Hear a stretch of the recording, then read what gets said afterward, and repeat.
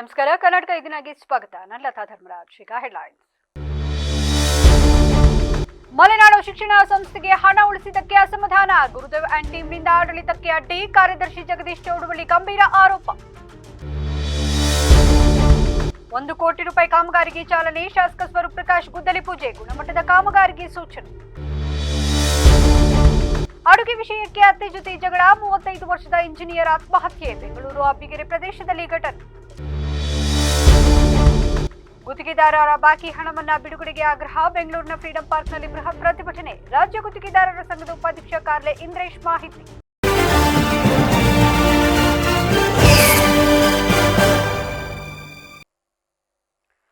ವೈಯಕ್ತಿಕವಾಗಿ ಹಣ ಹೊಡೆಯಲು ಅವಕಾಶ ಮಾಡಿಕೊಡದೆ ಸಂಸ್ಥೆಗೆ ಹಣ ಉಳಿಸಿದ್ದಕ್ಕೆ ಅಸಮಾಧಾನಗೊಂಡು ಗುರುದೇವ್ ಹಾಗೂ ಪುತ್ರ ಅರ್ಜುನ್ ಗುರುದೇವ್ ಮತ್ತು ಗುರಪ್ಪ ಅವರು ಆಡಳಿತಕ್ಕೆ ಅಡ್ಡಿ ಉಂಟು ಮಾಡುತ್ತಿದ್ದಾರೆ ಎಂದು ಮಲೆನಾಡು ಶಿಕ್ಷಣ ಸಂಸ್ಥೆಯ ಅಧ್ಯಕ್ಷರಾದ ಆರ್.ಟಿ. ದೇವೇಗೌಡರು ಹಾಗೂ ಕಾರ್ಯದರ್ಶಿ ಜಗದೀಶ್ ಚೌಡವಳ್ಳಿ ಗಂಭೀರ ಆರೋಪ ಮಾಡಿದ್ದಾರೆ. ಪತ್ರಿಕಾಗೋಷ್ಠಿಯನ್ನು ಉದ್ದೇಶಿಸಿ ಮಾತನಾಡಿದ ಅವರು, ನಾವೆಲ್ಲ ಹಿರಿಯರಾದ ಅಶೋಕ್ ಹಾರನಹಳ್ಳಿ ಅವರ ನೇತೃತ್ವದಲ್ಲಿ ಚುನಾವಣೆ ಎದುರಿಸಿದ್ದು, ಈ ಸಂದರ್ಭದಲ್ಲಿ ನಮಗೆ ಸ್ವಾತಂತ್ರ್ಯ ಬೇಕು, ಒಬ್ಬರ ಹಿಡಿತದಲ್ಲಿ ಸಂಸ್ಥೆ ಇರಬಾರದು ಎಂಬ ಕಾರಣಕ್ಕೆ ನನಗೆ ಹಾಗೂ ಆರ್.ಟಿ. ದೇವೇಗೌಡರನ್ನ ಅಶೋಕ್ ಹಾರನಹಳ್ಳಿ ವಿರುದ್ಧ ಒತ್ತಾಯ ಮಾಡಿ ಸ್ಪರ್ಧೆಗಿಳಿಸಿದ್ದೆ ಗುರುದೇವ್. ಜೆಆರ್ ಶ್ರೀನಿವಾಸ್, ಬೋನಹಳ್ಳಿ ಶ್ರೀನಿವಾಸ್ ಹಾಗೂ ಜಿಟಿ ಕುಮಾರ್. ಪ್ರಾರಂಭದಲ್ಲಿ 6 ತಿಂಗಳ ಕಾಲ ಎಲ್ಲವೂ ಚೆನ್ನಾಗಿ ಸಾಗುತ್ತಿತ್ತು. ಆದರೆ 6 ತಿಂಗಳ ನಂತರ ಗುರುದೇವ್ ಅವರ ಪುತ್ರ ಅರ್ಜುನ್ ಗುರುದೇವ್ ಕಾಲೇಜಿನ ಉಪಾಧ್ಯಕ್ಷರಾಗಿದ್ದವರು. ಕಾಲೇಜಿನ ಕ್ಯಾಂಪಸ್ ಅನ್ನ ಸ್ಪಾಟ್ ಕ್ಯಾಂಪಸ್ ಮಾಡಬೇಕೆಂದು ನಡೆದ ಸಭೆಯಲ್ಲಿ ಅದಕ್ಕೆ 39 ಲಕ್ಷ ರೂಪಾಯಿಗಳ ಕೊಟೇಶನ್ ಅನ್ನು ತಮ್ಮ ಸಂಬಂಧಿಕರ ಮೂಲಕ ಸಲ್ಲಿಸಿದ್ರು. ಆದರೆ ಬಿಎಸ್ಆರ್ ಕಂಪನಿಯವರು ಶಿಕ್ಷಣ ಸಂಸ್ಥೆ ಎಂಬ ಕಾರಣಕ್ಕೆ ಉಚಿತವಾಗಿ ಎಲ್ಲಾ ಕಾರ್ಯವನ್ನ ಮಾಡಿಕೊಟ್ರು. ಹೀಗಾಗಿ ಈ ಯೋಜನೆ ಅವರ ಕೈತಪ್ಪಿತ್ತು. ನಂತರ ಮಲೆನಾಡು ಕಾಲೇಜ್ ಹಾಸ್ಟೆಲ್ನ ವಿವಿಧ ಕಾಮಗಾರಿಗಳನ್ನು ನಡೆಸಲು ಇದೇ ಅರ್ಜುನ್ ಗುರುದೇವ್ ಅವರು ತಮ್ಮ ಕಡೆಯವರ ಮೂಲಕ 3.9 ಕೋಟಿ ಕೊಟೇಶನ್ ಸಲ್ಲಿಸಿದ್ರು. ಆದರೆ ಇದೇ ಕೆಲಸಕ್ಕೆ ಖಾಸಗಿ ಅವರಿಂದ ಕೊಟೇಶನ್ ಕರೆದಾಗ ಕೇವಲ 1.4 ಕೋಟಿಗೆ ಕೊಟೇಶನ್ ಕೊಟ್ಟ ಕಾರಣ ಆ ಕಾಮಗಾರಿಯು ಅವರ ಕೈತಪ್ಪಿತು. ಮುಂದುವರೆದು ಕಾಲೇಜಿನ ಫೀಸ್ ಕಟ್ಟುವ ಸಾಫ್ಟ್ವೇರ್ನಲ್ಲಿ ಭಾರಿ ಲೋಪವಿದ್ದು ಕಾಲೇಜಿಗೆ ಇದರಿಂದ ಕೋಟ್ಯಾಂತರ ರೂಪಾಯಿ ನಷ್ಟವಾಗುತ್ತಿತ್ತು. ಇದಕ್ಕೂ ಅರ್ಜುನ್ ಗುರುದೇವ್ ಅವರೇ ದಾವಣಗೆರೆಯಿಂದ ಒಬ್ಬರನ್ನ ಕರೆತಂದು ಹೊಸ ಸಾಫ್ಟ್ವೇರ್ ಸಿದ್ಧಪಡಿಸಲು 36 ಲಕ್ಷ ರೂಪಾಯಿಗಳ ಕೊಟೇಶನ್ ಸಲ್ಲಿಸಿದ್ರು. ಆದರೆ ಕೆನರಾ ಬ್ಯಾಂಕ್ನಲ್ಲಿ ಕೋಟ್ಯಾಂತರ ರೂಪಾಯಿ ಎಫ್ಡಿ ಇಟ್ಟಿರುವ ಕಾರಣ ಅವರನ್ನ ಕೇಳಿದಾಗ ಅವರು ಉಚಿತವಾಗಿ ಸಾಫ್ಟ್ವೇರ್ ಸಿದ್ಧಪಡಿಸಿಕೊಟ್ಟು ಆಗಿದ್ದ ಲೋಪವನ್ನು ಸರಿಪಡಿಸಲಾಯಿತು. ಹೀಗಾಗಿ ಈ ಕೆಲಸವು ಅವರ ಕೈತಪ್ಪಿ ಹೋಯಿತು. ಒಟ್ಟಿನಲ್ಲಿ ಕಾಲೇಜು ಅಭಿವೃದ್ಧಿ ಹಣವನ್ನು ಉಳಿಸಬೇಕೆಂಬ ಉದ್ದೇಶದಿಂದ ನಾವು ತೆಗೆದುಕೊಂಡ ಕಟ್ಟುನಿಟ್ಟಿನ ಕ್ರಮದಿಂದ ಹಣ ಮಾಡಲು ನಾವು ಬಿಡುತ್ತಿಲ್ಲ ಎಂಬ ಅಸಮಾಧಾನದೊಂದಿಗೆ ನಮ್ಮ ವಿರುದ್ಧ ಇಲ್ಲಸಲ್ಲದ ಆರೋಪಗಳನ್ನು ಮಾಡಿ ನಮ್ಮ ಎದುರಾಳಿ ಬಣದೊಟ್ಟಿಗೆ ಸೇರಿ ನಮಗೆ ಆಡಳಿತ ನಡೆಸಲು ಇನ್ನಿಲ್ಲದ ತೊಂದರೆ ನೀಡುತ್ತಿದ್ದಾರೆ ಎಂದು ಅಸಮಾಧಾನ ಹೊರಹಾಕಿದರು. ನಾಜೂಕಾಗಿ ಕೆಲಸವನ್ನು ಮಾಡಿ ಸುಮಾರು 39 ಕೋಟಿ ಹಣವನ್ನು ಒಂದೇ ವರ್ಷ ಉಳಿಸಿರೋದಕ್ಕೆ ನಾವು ಸರಿಯಾದ ದಾಖಲೆಗಳನ್ನು ಕೊಡುವ ಮೂಲಕ ಅವರಿಗೆ ಉತ್ತರವನ್ನು ಕೊಡಬೇಕು ಅಂತಕ್ಕಂಥ ನಿಟ್ಟಿನಲ್ಲಿ ಬಂದಿದ್ದೇವೆ. ಈ ಒಂದು 5 ವರ್ಷದ ಚಿತ್ರಣ ಈ ರೀತಿ ಇದೆ. 2021ನೇ ಸಾಲಿನಲ್ಲಿ ಮಲೆನಾಡು ಕಾಲೇಜು ಸೊಸೈಟಿ ಬಗ್ಗೆ ಮಾತ್ರ ನಾನು ಹೇಳೋದು, ಬಾಕಿ ಕಾಲೇಜೆಲ್ಲ ಮತ್ತೆ ಹೇಳ್ತೇನೆ. 20,46,000 ರೂಪಾಯಿ ನಷ್ಟದಲ್ಲಿತ್ತು. 21-22ರಲ್ಲಿ 4 ಕೋಟಿ 4 ಲಕ್ಷಕ್ಕೂ ಅಧಿಕವಾಗಿ ಲಾಸನ್ನು ಕಂಡಿದೆ. 22-23ರಲ್ಲಿ 2 ಕೋಟಿ 52 ಲಕ್ಷ ರೂಪಾಯಿ ಲಾಭಕ್ಕೆ ಬಂದಿದೆ. 23-24ರಲ್ಲಿ 4 ಕೋಟಿ 58 ಲಕ್ಷ ಲಾಭಕ್ಕೆ ಬಂದಿದೆ. 24-25ರಲ್ಲಿ 7 ಕೋಟಿ ರೂಪಾಯಿ ಲಾಭದಲ್ಲಿ. ಯಾಕೆ ಅಂತಂದರೆ ನಾವು ಬಿಗಿಯಾದ ನಿಲುವಿನಿಂದ ಅವರಿಗೆ ಸ್ವಲ್ಪ ಪ್ರಶ್ನೆ ಹಾಕೋಕ್ಕೆ ಸ್ಟಾರ್ಟ್ ಆದೋ ಆವಾಗ 7 ಕೋಟಿ 13 ಲಕ್ಷ ಉಳಿದಿದೆ. ಈಗ ಆಡಿಟ್ ಆಗಿಲ್ಲ. ಆಡಿಟ್ ಮಾಡಲಿಕ್ಕೆ ಅವಕಾಶವನ್ನು ನೀಡಿದ ನಾನು ಚುನಾವಣೆ ಹಿಂದಿನ ದಿವಸ ಈ ಗುರುದೇವರವರೆಲ್ಲ ಒಟ್ಟಿಗೆ ಸೇರಿದ್ದು. ನಾನು ಹೇಳಿದೆ, ನೋಡಪ್ಪ, ನೀವೆಲ್ಲ ಒಟ್ಟಿಗೆ ನನ್ನ ಜೊತೆ ಇರೋ ಹಾಗಿದ್ದರೆ ನಾನು ಈ ಸ್ಥಾನಕ್ಕೆ ಒಪ್ಕೊಳ್ತಾಯಿದ್ದೆ, ಊಟ ಮಾಡ್ತಾಯಿದ್ದು. ಇಲ್ಲ ಅಂದರೆ ನಾನು ಇವತ್ತೂ ನನಗೆ ಇದರ ಅವಶ್ಯಕತೆ ಇಲ್ಲ, ಇಲ್ಲ ಇರಬೇಕು ಅಂತ ಹೇಳಿದರು. ಈ ಮಧ್ಯೆ ನಮಗೂ ಅವರು ಒಂದು ಒಪ್ಪಂದ ಆಯಿತು ಬರವಣಿಗೆಯಲ್ಲಿ, ಗುರುದೇವು ನಮ್ಮ ಮಧ್ಯೆ. ನಾನು 3 ವರ್ಷ ಇರ್ತಕ್ಕಂಥದ್ದು, 2 ವರ್ಷ ಅವರೇ ಬಿಟ್ಟು ಕೊಡ್ತಕ್ಕಂಥ. ಇವ್ರು ಸೈನ್ ಹಾಕಿದ್ದಾರೆ, ನಾನು ಸೈನ್ ಹಾಕಿದ್ದೇನೆ, ಇವ್ರು ಹಾಕಿದ್ದಾರೆ. ಗುರುದೇವ್ ಅವ್ರ ಹತ್ರನೂ ಕಾಪಿ ಇದೆ, ನನ್ನ ಹತ್ರನೂ ಇದೆ. ಅವರು ಒಂದು ಕಂಡೀಷನ್ ಹಾಕಿದ್ರು, ನನ್ನ ಮಗ. ಪತ್ರಿಕಾಗೋಷ್ಠಿಯಲ್ಲಿ ಸಂಸ್ಥೆಯ ಅಧ್ಯಕ್ಷ ಆರ್.ಟಿ. ದೇವೇಗೌಡ, ಜಿಎಲ್ ಮುದ್ದೇಗೌಡ, ಖಜಾಂಚಿ ಪಾರ್ಶ್ವನಾಥ್, ಎವಿಕೆ ಕಾಲೇಜಿನ ಉಪಾಧ್ಯಕ್ಷರಾದ ನಾಗರಾಜ್ ಜೈನ್ ಸೇರಿದಂತೆ ಇನ್ನಿತರರು ಹಾಜರಿದ್ದರು. ಹಾಸನ ವಿಧಾನಸಭಾ ಕ್ಷೇತ್ರದ ವ್ಯಾಪ್ತಿಯ ಗುಡ್ಡೆಗೂಡನ ಕೊಪ್ಪಲಿನಲ್ಲಿ 48 ಲಕ್ಷ ಹಾಗೂ ಅಶೋಕನಗರ 52 ಲಕ್ಷ ರೂಪಾಯಿ ವೆಚ್ಚದಲ್ಲಿ ರಸ್ತೆ ಹಾಗೂ ಚರಂಡಿ ನಿರ್ಮಾಣ ಕಾಮಗಾರಿಗೆ ಶಾಸಕ ಸ್ವರೂಪ್ ಪ್ರಕಾಶ್ ಗುದ್ದಲಿ ಪೂಜೆ ನೆರವೇರಿಸಿದರು. ಈ ಕುರಿತು ಮಾತನಾಡಿದ ಅವರು, ಬಹಳ ದಿನಗಳಿಂದ ರಸ್ತೆ ಹಾಗೂ ಚರಂಡಿ ಕಾಮಗಾರಿಗೆ ಗ್ರಾಮಸ್ಥರು ಬೇಡಿಕೆ ಇಟ್ಟಿದ್ರು. ಈ ಹಿನ್ನೆಲೆಯಲ್ಲಿ ಗ್ರಾಮಸ್ಥರು ಹಾಗೂ ಪಕ್ಷದ ಮುಖಂಡರ ಸಮ್ಮುಖದಲ್ಲಿ ಕಾಮಗಾರಿಗೆ ಭೂಮಿ ಪೂಜೆ ನೆರವೇರಿಸಲಾಯಿತು. ಗುಣಮಟ್ಟದ ಕಾಮಗಾರಿ ಮಾಡಿ ಆದಷ್ಟು ಬೇಗ ಕಾಮಗಾರಿ ಮುಗಿಸುವ ಮೂಲಕ ಸಾರ್ವಜನಿಕರಿಗೆ ಅನುಕೂಲ ಕಲ್ಪಿಸಬೇಕು ಎಂದು ಗುತ್ತಿಗೆದಾರರಿಗೆ ಸೂಚನೆ ನೀಡಿದ್ದೇನೆ ಎಂದರು.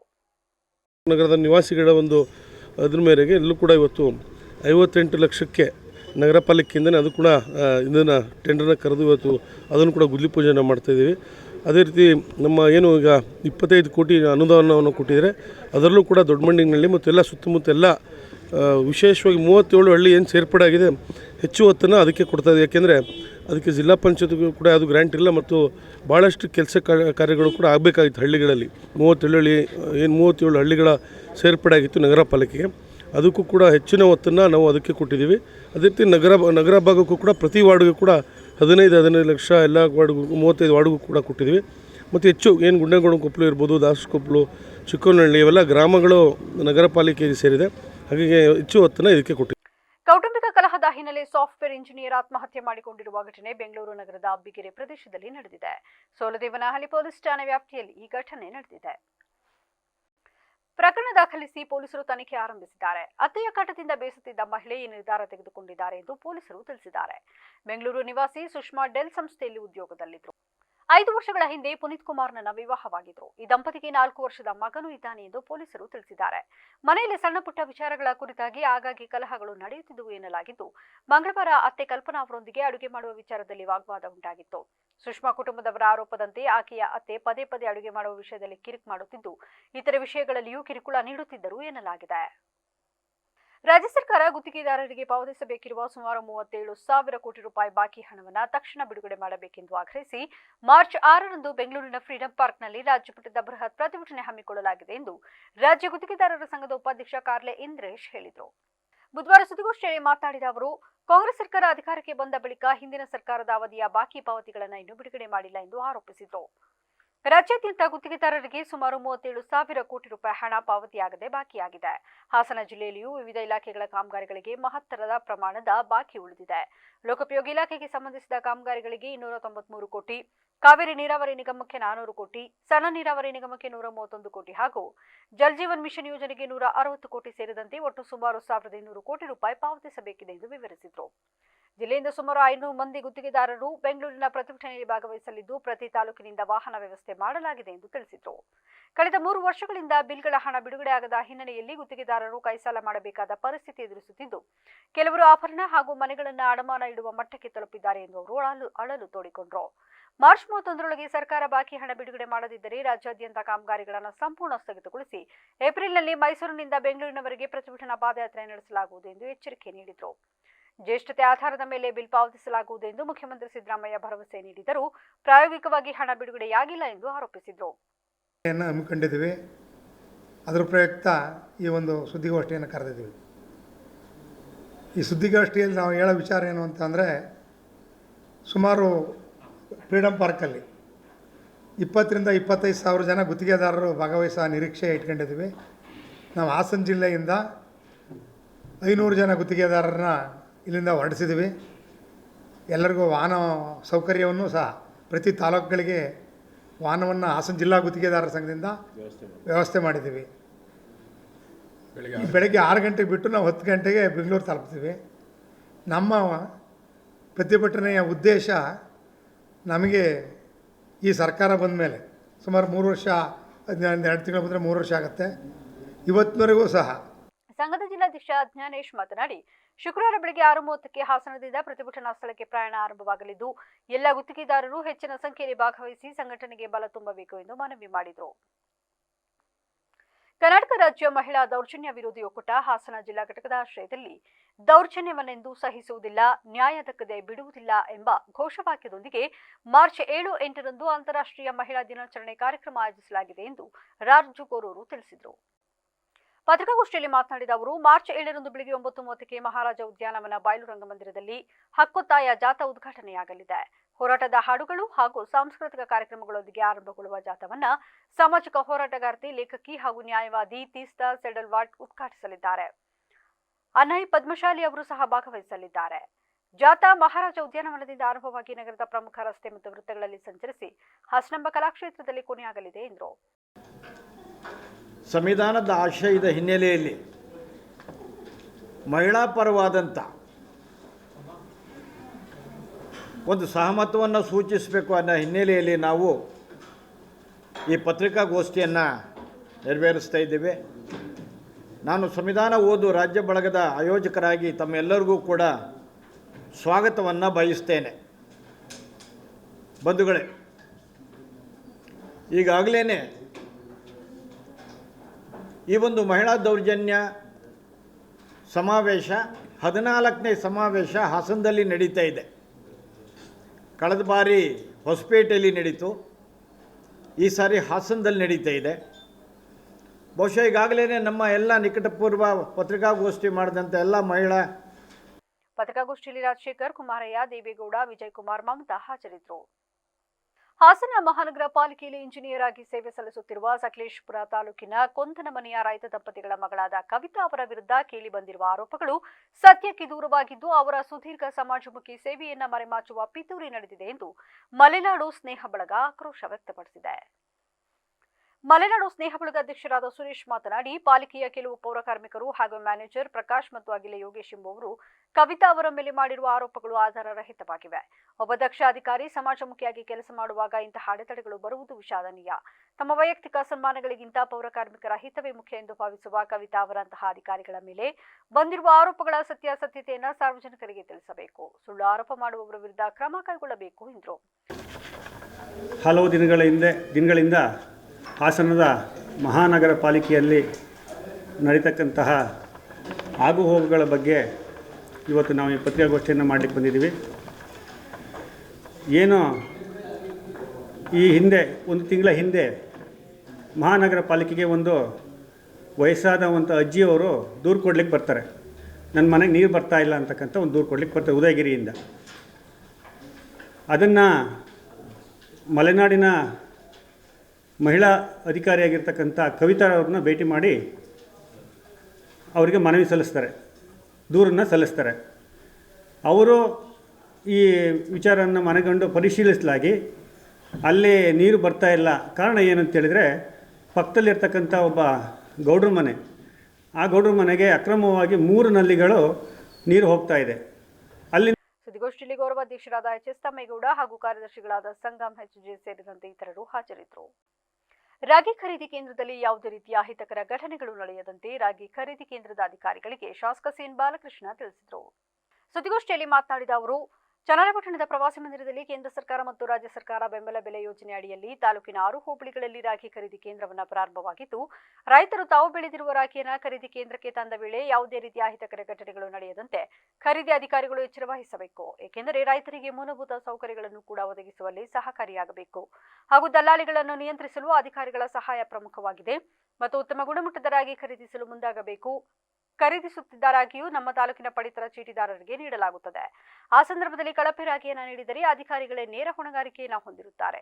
ಇಲಾಖೆಯ ಮಾನದಂಡಗಳನ್ನು ಅನುಸರಿಸುವುದು ಅಧಿಕಾರಿಗಳ ಕರ್ತವ್ಯವಾಗಿದೆ ಎಂದರು.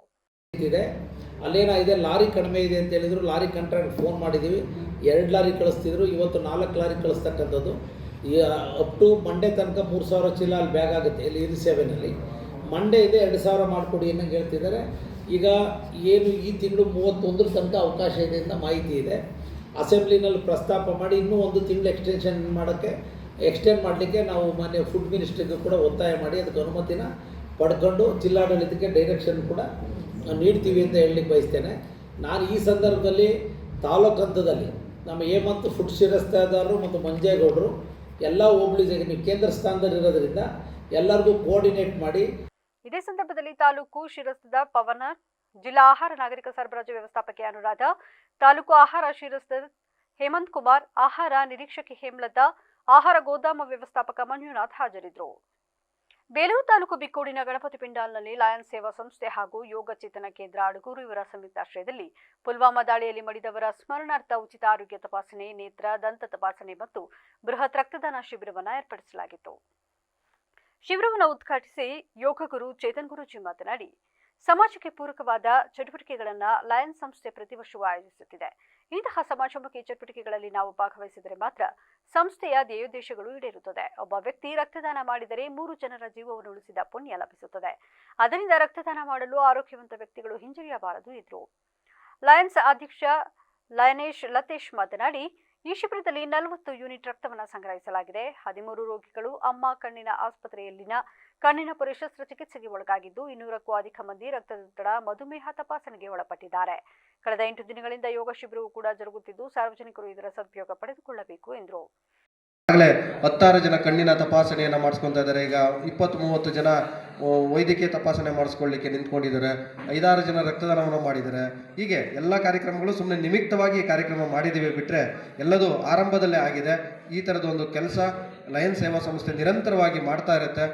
ಇದರ ಉಪಯೋಗವನ್ನು ನಾವು ಮಾಡಿಕೊಂಡ್ರೆ ಸೇವೆಗೆ ಯಾವಾಗಲೂ ಸದಾ ಸಿದ್ಧವಾಗಿರುವಂಥ ಲಯನ್ ಸೇವಾ ಸಂಸ್ಥೆ ಇನ್ನೂ ಚೆನ್ನಾಗಿ ಒಳ್ಳೆಯ ಕೆಲಸಗಳನ್ನು ಮಾಡಲಿ ಅಂತ ಆಶಿಸ್ತಾ ನನ್ನ ಮಾತುಗಳಿಗೆ ವಿರಾಮವನ್ನು ಆಗ್ತಾ ಇದ್ದೀನಿ. ನಮಸ್ಕಾರ. ಧನ್ಯವಾದಗಳು ಚೇತನ್ ಗುರುಜಿ, ನಿಮ್ಮ ಮಾತುಗಳಿಗಾಗಿ.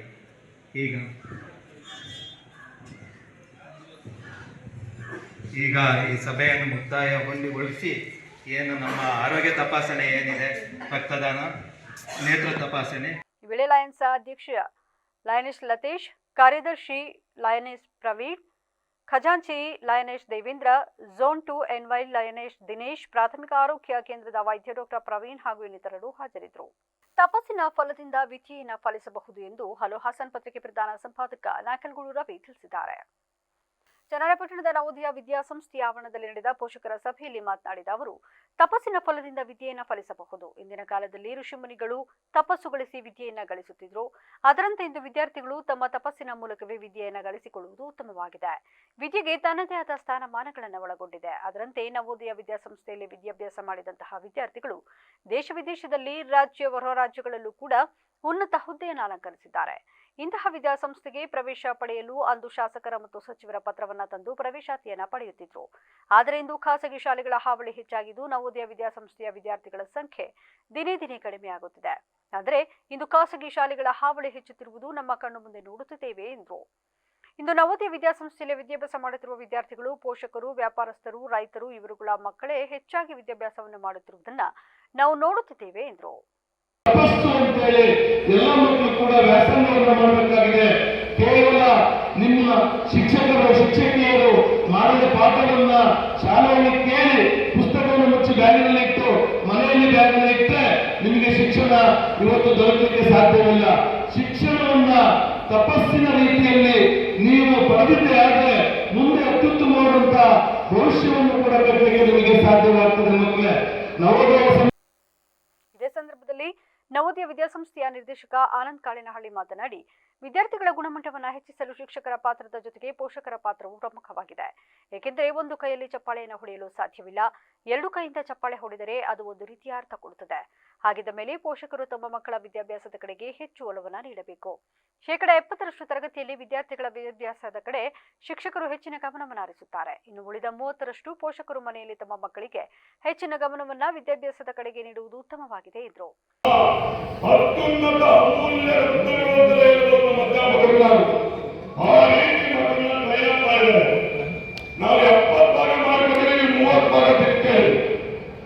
ಪೋಷಕರ ಜವಾಬ್ದಾರಿ ನಮಗಿದೆ. ಒಂದು ಕೈಯಲ್ಲಿ ಚಪ್ಪಾಳೆ ಬೇಕಾಗಲ್ಲ. ನನಗೆ ಈ ಶಾಲೆಗೆ ಅತ್ಯುತ್ತಮ ಫಲಿತಾಂಶ ಕೊಡಬೇಕು, ನಿಮ್ಮಿಂದಲೇ ಸಾಧ್ಯ. ಪೋಷಕರಿಂದ ಆಮೇಲೆ ನಮ್ಮ ಶಾಲೆಯಲ್ಲಿ, ನವೋದಯ ಶಾಲೆಯಲ್ಲಿ ಪ್ರಗತಿ ದತ್ತ ಎಲ್ಲ 13 ಜನ ನಿರ್ದೇಶಕರು ಪ್ರಗತಿ ದತ್ತವನ್ನು ತಗೊಂಡೋಗ್ತಾ ಇದ್ದೀವಿ ಹಂತ ಹಂತವಾಗಿ. ಇದೇ ಸಂದರ್ಭದಲ್ಲಿ ನಿವೃತ್ತ ಸೈನಿಕ ವೆಂಕಟೇಶ್, ಸಮಾಜ ಸೇವಕ ಕೇಶವ ಬೆಕ್ಕ, ನವೋದಯ ವಿದ್ಯಾ ಸಂಸ್ಥೆಯ ಅಧ್ಯಕ್ಷ ಮಂಜುನಾಥ್, ನಿರ್ದೇಶಕ ಗಿರೀಶ್ ಗನ್ನಿ, ಸಂತೋಷ್ ಮುಂತಾದವರು ಹಾಜರಿದ್ದರು. ಸಮಾಜದ ಸರ್ವತೋಮುಖ ಬೆಳವಣಿಗೆಯಲ್ಲಿ ಮಹಿಳೆಯರ ಪಾತ್ರ ಅನನ್ಯ ಎಂದು ಅಧ್ಯಕ್ಷ ಪ್ರದೀಪ್ ರಾಮಸ್ವಾಮಿ ತಿಳಿಸಿದರು. ಕಾರ್ಯಕ್ರಮದ ಅಧ್ಯಕ್ಷತೆಯನ್ನು ವಹಿಸಿ ಮಾತನಾಡಿದ ಅವರು, ಮಹಿಳಾ ಶಕ್ತಿ ಪ್ರಬಲವಾಗಿದ್ದು ಅವರನ್ನು ಗೌರವಿಸುವ ಸಮಾಜ ಉನ್ನತಿ ಕಾಣುತ್ತದೆ. ಪುರುಷರು ಗಂಡು ಎನ್ನುವ ಅಹಂ ತೊರೆದು ಮಹಿಳೆಯರ ಸಾಧನೆಗೆ ಬೆನ್ನೆಲುಬಾಗಿ ನಿಲ್ಲಬೇಕು. ಸ್ತ್ರೀ ಸ್ವಾತಂತ್ರ್ಯ ಮತ್ತು ಸಮಾನತೆಗೆ ಪ್ರಾಧಾನ್ಯತೆ ನೀಡಬೇಕು ಎಂದರು. ಹಾಗಾಗಿ ಮಹಿಳೆಯರಿಗೆ ಇನ್ನೂ ಸ್ವಾತಂತ್ರ್ಯ ಹೆಚ್ಚು ಸಿಗುವಂತಾಗಲಿ, ಅವ್ರಿಗೂ ಕೂಡ ಗಂಡಸಿನಷ್ಟೇ ಸಮಾನತೆ ಈ ಸಮಾಜದಲ್ಲಿ ಸಿಗುವಂತ ಆಗಲಿ ಅಂತ ಹೇಳ್ತಾ, ನಮ್ಮೆಲ್ಲ ತಾಲೂಕಿನ ಉನ್ನತ ಮಟ್ಟದಲ್ಲಿರುವ ಅಧಿಕಾರಿಗಳು, ಇನ್ನು ಅವರು ಕವಿತಾ ಅವರು ಹಾಸನದಲ್ಲಿದ್ದರೂ ಕೂಡ ಹಲವಾರು ಪರಿಸರ ಕಾರ್ಯಕ್ರಮಗಳಿಗೆ ಸಹಕಾರ ಕೊಡ್ತಿರ್ತಾರೆ. ಹಾಗಾಗಿ ಕರೆದಿದ್ದೀವಿ. ಆ ಹುದ್ದೆಯನ್ನು ನೋಡಿ ಬೇರೆ ಹೆಣ್ಮಕ್ಳಿಗೂ ಒಂದು ಸ್ಫೂರ್ತಿ ಸಿಕ್ಕಿ ನಾವು ಕೂಡ ಈ ಥರ ಆಫೀಸರ್ಸ್ ಆಗಬೇಕು ಅನ್ನೋ ಒಂದು ಭಾವನೆ ಬರಲಿ ಅನ್ನೋ ಕಾರಣಕ್ಕೆ ತಾಲೂಕು ಆರೋಗ್ಯಾಧಿಕಾರಿ ಡಾಕ್ಟರ್ ಪುಷ್ಪಲತಾ ಮಾತನಾಡಿ, ಸಮಾಜದಲ್ಲಿ ಮಹಿಳೆಯರು ಎಷ್ಟು ಸುರಕ್ಷಿತ ಎಂಬುದನ್ನು ಆತ್ಮಾವಲೋಕನ ಮಾಡಿಕೊಳ್ಳಬೇಕಿದೆ. ಅನಾದಿ ಕಾಲದಿಂದಲೂ ಮಾನವ ಕಳ್ಳ ಸಾಗಾಣಿಕೆಯಂತಹ ದೌರ್ಜನ್ಯಗಳನ್ನು ಮಹಿಳೆಯರು ಎದುರಿಸುತ್ತಿದ್ದಾರೆ. ಇದಕ್ಕಾಗಿ ಮಹಿಳೆಯರು ಸ್ವಾವಲಂಬಿಗಳಾಗಬೇಕು ಎಂದರು. ಮಕ್ಕಳು ಮನೆಯಲ್ಲಿ ದೀಪವನ್ನ ಬೆಳೆಸಿದ್ದಾರೆ. ದ್ವಾಪರ ಯುಗದಿಂದ ಹಿಡಿದು ತೇತ್ರ ಯುಗ ತನಕ, ಕಲಿಯುಗ ತನಕ ಹೆಣ್ಮಕ್ಳಿಗೆ ತಮ್ಮದೇ ಆದ ಒಂದು ಪ್ರಾತಿನಿಧ್ಯತೆ ಇದೆ. ಎಷ್ಟೇ ಹೆಣ್ಣು ಮಕ್ಕಳ ಕಳ್ಳ ಸಾಗಾಣಿಕೆ ಆಗ್ತಾ ಇರ್ಬೋದು, ಮಾನವ ಸಾಗಾಣಿಕೆ ಎಲ್ಲ ಆಗ್ತಾ ಇದ್ರೂ ಕೂಡ ಸ್ಟಿಲ್ ನಾವು ಅದನ್ನೆಲ್ಲ ಎದುರಿಸ್ತಾ ಇದ್ದೀವಿ. ಆ ಮುಖಾಂತರ ನಮ್ಮ ಒಂದು ಸ್ಥಿತಿಗತಿಯನ್ನು ನಾವು ಸಮಾಜದಲ್ಲಿ ಕಾಣಿಸೋಂಗೆ ನಮ್ಮ ಪ್ರಸ್ತುತೆಯನ್ನು, ನಮ್ಮ ಅಸ್ಮಿತೆಯನ್ನು ನಾವು ಕಾಪಾಡ್ಕೊಂಡು ಬಂದಿದ್ದೀವಿ. ಎಲ್ಲ ಹೆಣ್ಣು ಮಕ್ಕಳಿಗೂ ಅಂತಾರಾಷ್ಟ್ರೀಯ ಮಹಿಳಾ ದಿನದ ಶುಭಾಶಯಗಳನ್ನ ಹೇಳ್ತಾ, ಎಲ್ಲ ಮುಂದೆ ಬನ್ನಿ, ಸಮಾಜ ನಿಮ್ಮ ಪರವಾಗಿರುತ್ತೆ ಅಂತ ಹೇಳ್ತಾ ನನ್ನ ಮಾತನ್ನು ಮುಗಿಸ್ತೀನಿ. Thank you all. Engineer Kavita, taluk ಸಹಾಯಕ ಕೃಷಿ ನಿರ್ದೇಶಕಿ ಕೆಜೆ ಕವಿತಾ, ಜಿಲ್ಲಾ ಪಂಚಾಯಿತಿ ಸಹಾಯಕ ಕಾರ್ಯಪಾಲಕ ಇಂಜಿನಿಯರ್ ಧನಲಕ್ಷ್ಮಿ, ವಕೀಲ ಶಂಕರಯ್ಯ, ನಿವೃತ್ತ ಪ್ರಾಂಶುಪಾಲ ಬಸವರಾಜು, ಉಪನ್ಯಾಸಕ ದಶರಥ, ಮುಖಂಡರಾದ ಪಾಂಡುರಂಗ, ಮೋಹನ್, ವೆಂಕಟೇಶ್, ಕೃಷ್ಣೇಗೌಡ ಹಾಜರಿದ್ದರು. ರಾಜ್ಯ ಸರ್ಕಾರದ ಬಜೆಟ್ನಲ್ಲಿ ದಲಿತರಿಗೆ ಶೇಕಡ 24.1% ಹಣವನ್ನು ಮೀಸಲಿಡಲು ಮಹಾದೇವ ಕೋಳಕೂರು ಹಾಗೂ ರಾಮಣ್ಣನೂಲ ಒತ್ತಾಯ ಮಾಡಿದ್ದಾರೆ. ಈ ಕುರಿತು ಮಾತನಾಡಿದ ಅವರು, ಸಂವಿಧಾನವು ಸಾಮಾಜಿಕ ನ್ಯಾಯ ತತ್ವವನ್ನು ಸಂಪೂರ್ಣವಾಗಿ ಮಾನ್ಯ ಮಾಡಿರುವುದು ನಮಗೆ ತಿಳಿದ ವಿಷಯವೇ ಆಗಿದೆ. ರಾಜ್ಯದಲ್ಲಿ ಸಾಮಾಜಿಕ ನ್ಯಾಯ ಈಡೇರಿಸುವ ಜನಪ್ರಿಯ ಮತ್ತು ಬದ್ಧತೆ ಇರುವ ಮುಖ್ಯಮಂತ್ರಿ ಎಂದು ತಾವು ಖ್ಯಾತರಾಗಿರುತ್ತೀರಿ.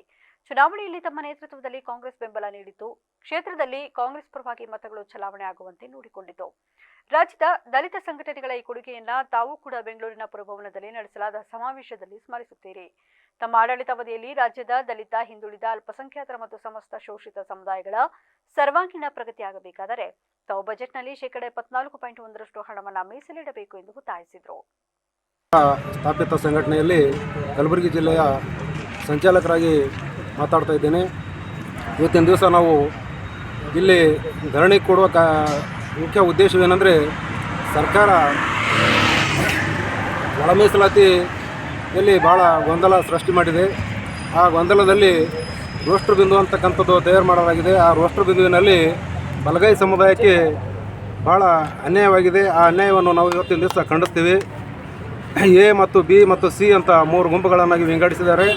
ಆ ಗುಂಪುಗಳಲ್ಲಿ ಈಗಾಗಲೇ ಈ ಧಾರವಾಡ ಯೂನಿವರ್ಸಿಟಿಯಲ್ಲಿ ದಲಿತ ಸಮುದಾಯಕ್ಕೆ ಬಜೆಟಿನಲ್ಲಿ ಅನ್ಯಾಯವಾಗದಿರಲಿ ಮತ್ತು 24.1ರಲ್ಲಿ ಜನಸಂಖ್ಯೆಗೆ ಅನುಗುಣವಾಗಿ ಬಜೆಟ್ನಲ್ಲಿ ನಮಗೆ ತಕ್ಕ ನ್ಯಾಯ ಸಿಗಲಿ ಅಂತಕ್ಕಂಥ ಕರ್ನಾಟಕ ರಾಜ್ಯ ದಲಿತ ಸಂಘರ್ಷ ಸಮಿತಿ ಲಕ್ಷ್ಮೀನಾರಾಯಣ ನಾಗವಾರ್ ಸ್ಥಾಪಿತ ಬೆಂಗಳೂರದವರ ಒಂದು ಆದೇಶದ ಮೇರೆಗೆ ಇಲ್ಲಿ ಗುಲ್ಬರ್ಗ ಜಿಲ್ಲೆಯ ಜಿಲ್ಲಾಧಿಕಾರಿ ಮುಖಾಂತರ ಇವತ್ತು 1 ದಿವಸದ ಪ್ರತಿಭಟನಾ ಧರಣಿಯನ್ನು ನಾವು ಕಲಬುರಗಿ ಜಿಲ್ಲಾ ಸಮಿತಿ ವತಿಯಿಂದ ಹಮ್ಮಿಕೊಳ್ಳಲಾಗಿದೆ. ಈ ಪ್ರತಿಭಟನಾ ಧರಣಿಯನ್ನು ಕರ್ನಾಟಕ ರಾಜ್ಯದ ರೈತರ ಬಗ್ಗೆ ಸರ್ಕಾರಗಳು ನಿರ್ಲಕ್ಷ್ಯ ತೋರುತ್ತಿದೆ. ಅದಕ್ಕಾಗಿ ತಾಲೂಕು ರೈತರ ಸಮ್ಮೇಳನದಲ್ಲಿ ಹಲವು ನಿರ್ಣಯಗಳನ್ನು ಕೈಗೊಂಡು ಹೋರಾಟ ಮಾಡಲಾಗುತ್ತದೆ ಎಂದು ಪ್ರಾಂತ ರೈತ ಸಂಘದ ಜಿಲ್ಲಾ ಸಂಚಾಲಕ ಭರತ್ ರಾಜ್ ತಿಳಿಸಿದರು. ಮಳವಳ್ಳಿ ಪಟ್ಟಣದ ಪ್ರಾಂತ ರೈತ ಸಂಘದ ಕಚೇರಿಯಲ್ಲಿ ಸುದ್ದಿಗೋಷ್ಠಿ ನಡೆಸಿ ಮಾತನಾಡಿ, ರೈತರಿಗೆ ನಿವೇಶನ, ಬಗರ್ ಹುಕುಂ ಸಾಗುವಳಿದಾರರಿಗೆ ಬೆಂಬಲ ಬೆಲೆ, ರೈತರ ಪಂಪ್ಸೆಟ್ಗಳಿಗೆ ದುಬಾರಿ ಶುಲ್ಕ ವಿಧಿಸಿರುವ ಬಗ್ಗೆ ಸೇರಿದಂತೆ ಹಲವಾರು ರೈತ ಪರ ಹೋರಾಟಕ್ಕೆ ರೂಪುರೇಷೆಗಳ ಬಗ್ಗೆ ರೂಪಿಸಲಾಗಿದೆ ಎಂದರು. ಒಂದು ಮುಖ್ಯವಾಗಿ ಮೊದಲನೇದಾಗಿ ನಿರ್ಣಯಗಳ ಬಗ್ಗೆ ಮಾತಾಡ್ತಾ, ತಾಲೂಕಿನಲ್ಲಿ ಬಗರ್ ಹುಕುಂ ಸಾಗುವಳಿದಾರರೇನಿದ್ದಾರೋ ಅವರು 40-50 ವರ್ಷಗಳಿಂದ ವ್ಯವಸಾಯ ಮಾಡ್ಕೊಂಡು ಬರ್ತಾ ಇದ್ದಾರೆ.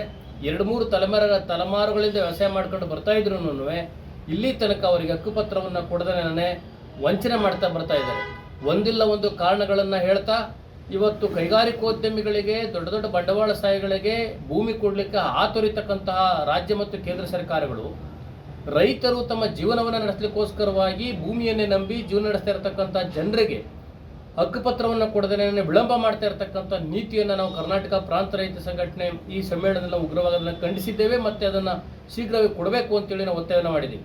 ಅದೇ ರೀತಿಯಲ್ಲೇ ಇಡೀ ತಾಲೂಕಿನಲ್ಲಿ ನಿವೇಶನ ರೈತರ ಸಂಖ್ಯೆ ದೊಡ್ಡ ಪ್ರಮಾಣದಲ್ಲಿದೆ. ಆ ನಿವೇಶನ ರೈತರು ಹಲವಾರು ವರ್ಷಗಳಿಂದ ಅರ್ಜಿ ಹಾಕೊಂಡಿದ್ದಾರೆ. ಗ್ರಾಮ ಪಂಚಾಯಿತಿ ಇದೇ ಸಂಘದ ನೂತನ ಪದಾಧಿಕಾರಿಗಳ ಪಟ್ಟಿಯನ್ನು ಸಹ ಘೋಷಿಸಿದರು. ಸುದ್ದಿಗೋಷ್ಠಿಯಲ್ಲಿ ಪ್ರಾಂತ ರೈತ ಸಂಘದ ಅಧ್ಯಕ್ಷ ಮಹದೇವ, ಉಪಾಧ್ಯಕ್ಷ ಲಿಂಗರಾಜ್ ಮೂರ್ತಿ, ಮರಿಲಿಂಗೇಗೌಡ, ಪ್ರಧಾನ ಕಾರ್ಯದರ್ಶಿ ಗುರುಸ್ವಾಮಿ ಸೇರಿದಂತೆ ಹಲವರು ಹಾಜರಿದ್ದರು. ಈಗ ಮತ್ತೊಮ್ಮೆ ಹೆಡ್ಲೈನ್ಸ್. ಮಲೆನಾಡು ಶಿಕ್ಷಣ ಸಂಸ್ಥೆಗೆ ಹಣ ಉಳಿಸಿದ್ದಕ್ಕೆ ಅಸಮಾಧಾನ. ಗುರುದೇವ್ ಅಂಡ್ ಟೀಮ್ನಿಂದ ಆಡಳಿತಕ್ಕೆ ಅಡ್ಡಿ. ಕಾರ್ಯದರ್ಶಿ ಜಗದೀಶ್ ಚೌಡವಳ್ಳಿ ಗಂಭೀರ ಆರೋಪ. 1 ಕೋಟಿ ರೂಪಾಯಿ ಕಾಮಗಾರಿಗೆ ಚಾಲನೆ. ಶಾಸಕ ಸ್ವರೂಪ್ ಪ್ರಕಾಶ್ ಗುದ್ದಲಿ ಪೂಜೆ. ಗುಣಮಟ್ಟದ ಕಾಮಗಾರಿಗೆ ಸೂಚನೆ. ಅಡುಗೆ ವಿಷಯಕ್ಕೆ ಅತ್ತೆ ಜೊತೆ ಜಗಳ. 35 ವರ್ಷದ ಇಂಜಿನಿಯರ್ ಆತ್ಮಹತ್ಯೆ. ಬೆಂಗಳೂರು ಅಬ್ಬಿಗೆರೆ ಪ್ರದೇಶದಲ್ಲಿ ಘಟನೆ. ಗುತ್ತಿಗೆದಾರರ ಬಾಕಿ ಹಣವನ್ನ ಬಿಡುಗಡೆಗೆ ಆಗ್ರಹ. ಬೆಂಗಳೂರಿನ ಫ್ರೀಡಂ ಪಾರ್ಕ್ನಲ್ಲಿ ಬೃಹತ್ ಪ್ರತಿಭಟನೆ. ರಾಜ್ಯ ಗುತ್ತಿಗೆದಾರರ ಸಂಘದ ಉಪಾಧ್ಯಕ್ಷ ಕಾರ್ಲೆ ಇಂದ್ರೇಶ್ ಮಾಹಿತಿ. ಇದಾಗಿತ್ತು ಇಲ್ಲಿವರೆಗಿನ ನ್ಯೂಸ್ ಅಪ್ಡೇಟ್ಸ್. ನಿರಂತರ ಸುದ್ದಿಗಾಗಿ ನೋಡ್ತಾರೆ BBC ನ್ಯೂಸ್. ಇದು ಜನರ ಧ್ವನಿ, ಸತ್ಯದ ಕಡೆ ನಮ್ಮ ನಡೆ.